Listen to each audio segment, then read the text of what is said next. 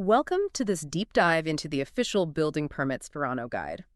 Right now, there are these seemingly perfect turnkey homes sitting on the real estate market just hiding a massive legal time bomb. Oh yeah, unpermitted renovations. It is a huge issue. Right. So our mission today is to decode the sheer bureaucracy of home renovation for you. Because, missing one crucial step here could literally halt a project in its tracks and just leave you holding the bag. Exactly. And look, nobody dreams the paperwork when they want their dream home. The permitting process, well, it often feels like a massive roadblock when you just want to upgrade your space.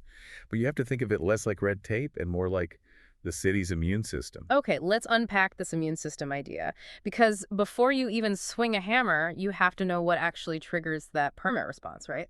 Yeah, you really do. It is kind of like surgery, like changing a cabinet is just a haircut. Right, a purely cosmetic change. Yeah, but moving a load-bearing wall or plumbing, that is open heart surgery. But looking at the guide, I was pretty surprised by how strict some of the triggers are. Like building a backyard deck needs a permit if it's just 60 centimeters above the ground. Or, even just changing the physical size of a window. Well, what's fascinating here is why those triggers actually exist. That 60-centimeter mark for a deck is a great example of the underlying logic. Really? How so? It is not just arbitrary city meddling. At that height, it becomes a literal fall risk under the Ontario Building Code. So it requires proper footings so the weight doesn't cause a structural collapse. Oh, wow. So the code acts as a safety baseline. Exactly. It's non-negotiable. But people often assume that if a project feels small to them, it just, flies under the radar. The old minor renovation illusion. Right, but the city explicitly calls out that misconception in the guide. They warn that minor does not mean permit-free. So even finishing a basement crosses that line. Oh, absolutely. Yeah. Especially if it involves adding a second suite or doing underpinning. Underpinning, right? That's when you actually dig out the foundation to lower the floor and get higher ceilings. Yeah, exactly. Basically, any change touching fire safety, plumbing, or structural integrity demands oversight. Okay, so now that we know when we need a permit, how do we actually get one without losing our minds? Because the guide outlines this incredibly dense 9-step application process. It is thorough, that is for sure. Thorough is one word for it. Isn't this overly complicated for a homeowner just trying to upgrade their space?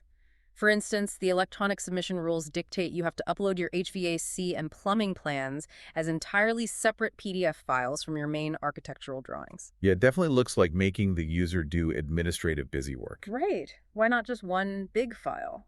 Well, if we connect this to the bigger picture, there is a mechanical reason for it. Breaking those files apart allows the city's digital system to route your plumbing plans directly to plumbing engineers. Oh, and I guess the HVAC plans go to the mechanical experts at the same time. Precisely.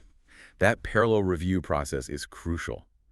The guide notes that missing or incorrectly formatted requirements are actually the primary cause of permit delays. Oh, interesting. Yeah, the city wants professional, code-conscious drawings right off the bat so they don't get stuck in these endless back-and-forth review cycles. Which I guess also explains the crazy payment structure they outline.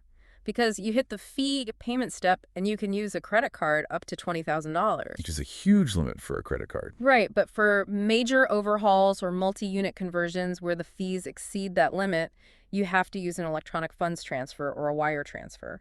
They literally will not issue the permit until those massive municipal funds physically clear the bank. It really puts the financial and physical scale of these renovations into perspective, You are fundamentally altering the city's infrastructure. Yeah, that makes sense when you put it that way. And getting that permit issued and paid for, well, that is just the beginning of the relationship with the city inspectors. So with all this friction, the temptation to just skip the permit process entirely and do the work under the table is huge. It seems so much faster to just hire a contractor and start knocking down walls. Faster on day one? Maybe.